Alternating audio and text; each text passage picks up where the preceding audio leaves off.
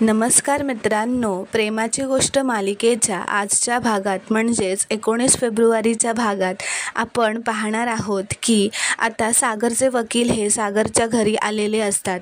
सगळेजण हॉलमध्ये एकत्र बसलेले असतात व सागर सर्वांना सांगत असतो की कसं मुक्ताने हा सगळा प्लॅन करून युक्ती लढवून सावनीची सही या पेपर्सवर घेतली. तेव्हा सगळेजण मुक्ताचं कौतुक करू लागतात. इंदिरा कोळीही मुक्ताचं खूपच कौतुक करू लागते. तितक्यातच तिथे आदित्य येतो. तेव्हा मुक्ता त्याला शिरा देते असं सांगते. तेव्हा तो विचारतो, काही झालंय का असं? तुम्ही सगळे आनंदी का आहात? तेव्हा मुक्ता म्हणते, तुझी बहीण सई लवकरच आपल्या घरी येणार आहे. हे ऐकून आदित्य खूपच खुश होतो. तेव्हा सागरचे वकीलही तेथून निघून जातात. त्यात मिहिरही कोमलची जेवण बनवण्यावरून मस्करी करत असतो. त्यानंतर मुक्ताही कोमलची ओटी भरते व सगळे निघून जातात. तर इथे दुसरीकडे सावनी खूपच अस्वस्थ व चिडलेली असते. ती हर्षवर्धनला फोन करते व रागातच विचारते की तुझा वकील माझा फोन का उचलत नाही. त्यावर हर्षवर्धनही तिला रागातच म्हणतो, मला नाही माहीत, मी त्याचा काही सेक्रेटरी नाही आहे. सावनी म्हणते, एवढा अनप्रोफेशनल कसा काय असू शकतो तुझा तो वकील? त्यावर हर्षवर्धन म्हणतो, तो अनप्रोफेशनल नाही आहे, तू इम्पेशंट होतेस. थोडी वाट बघ, करेल तो स्वतःहून फोन. ती हर्षवर्धनला सांगते की त्या सागरने सईच्या कस्टडीचे पेपर्स माझ्या तोंडावर मारलेत व मला कोर्टात ये असं सांगून तो गेलाय, असं ती खूपच रागारागात म्हणत असते. वकील पण फोन उचलत नाही आहे, मी काय करू असं ती खूपच चिडलेली असते व रागात विचारत असते. तर त्यावर हर्षवर्धन उलट सावनीलाच ओरडत असतो की त्या वकिलाने त्याचं काम चोख केलेलं, तू तुझ्या मूर्खपणामुळे सगळं बिघडून ठेवलंस. त्यावर सावनी म्हणते, मला हे लेक्चर देऊ नकोस, सल्ला दे काहीतरी. त्यावर हर्षवर्धन म्हणतो, मी काय सांगणार आहे, तुझं तू बघून घे. तेव्हा सावनी चिडतच बोलते की ही आहे का आपली पार्टनरशिप? ठीक आहे, मी बघून घेईन. कारण सावनी कधी हार मानत नसते असं ती त्याला रागातच सांगते. तर इथे दुसरीकडे आदित्य त्याच्या खोलीत आलेला असतो. तो खूपच खुश असतो कारण त्याला असं वाटत असतं की आता सई घरी येणार म्हणजेच त्याची मम्मा पण तिच्यासोबत इकडे येईल व सर्व एकत्र राहतील. म्हणून तो लगेचच ही बातमी त्याच्या मम्माला द्यायला तिला फोन करतो. तो तिला फोनवर सांगत असतो की मम्मा, मी स्कूलवरून आलो तेव्हा सर्वजण इथे बोलत होते की सई इकडे येणार, म्हणजेच तू पण इथे येशील ना गं? त्यावर सावनी खूपच चिडत बोलते की काही काय बोलतोयस तू? हे सगळं खोटं आहे, असं काहीही होणार नाही आहे. तेव्हा आदित्य म्हणतो, म्हणजे हे खोटं आहे का सर्व? सावनी म्हणते, हो, तू तिकडेच राहणार आहेस व सई इथे माझ्याकडेच राहणार आहे. नंतर आदित्य सावनीला म्हणत असतो की मी तुला खूप मिस करतोय. पण सावनी त्याला म्हणत असते, का आता काय झालं? लय हौस होती ना तुला तुझ्या सागर पप्पाकडे जायची, तुला तुझी किंमत तिकडे कळली असेल आता, ती त्याला म्हणत असते. तेव्हा आदित्यला खूपच वाईट वाटलेलं असतं. त्याला रडू येत असतं. ती आदित्यला सागर व त्याच्या घरच्यांच्या विरोधात खूपच भडकवत असते. तो कसा त्यांच्यासाठी कमी इम्पॉर्टंट आहे व सई कशी जास्त महत्त्वाची आहे हे सांगत असतो. आदित्य खूपच रडत असतो. सावनी आदित्यच्या मनात खूप काही नेगेटिव्ह भरवून देते सागर व त्याच्या घरच्यांच्या विरोधात. आदित्य काही बोलत असतो.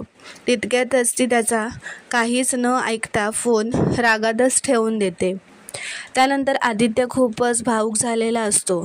तो म्हणत असतो की म्हणजे माझ्यावर माझी मम्मासुद्धा प्रेम करत नाही, कोणालाच मी आवडत नाही व कोणाचंच माझ्यावर प्रेम नाही आहे असं म्हणत असतो. खूपच रडत असतो एकटा बसून.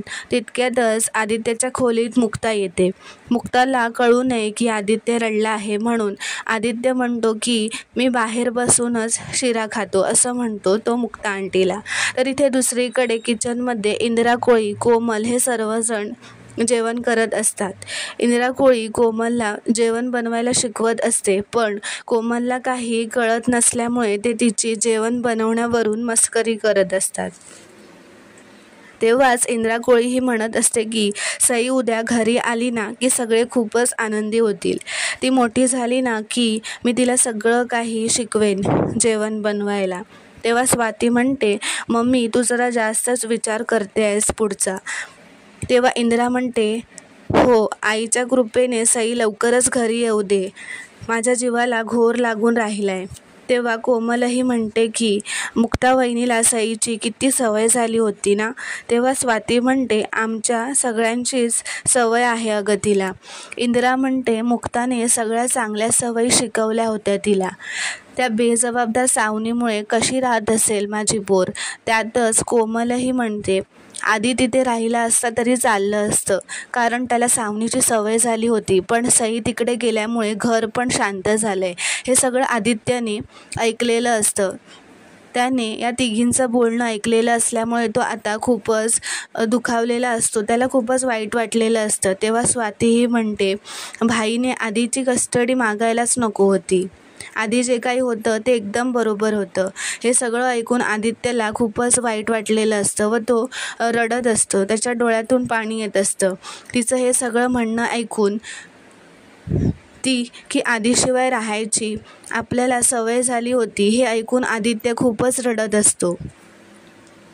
तेवढ्यातच आता आदित्य हा पुढे येतो. त्याला सगळ्यांशी बोलायचं असतं.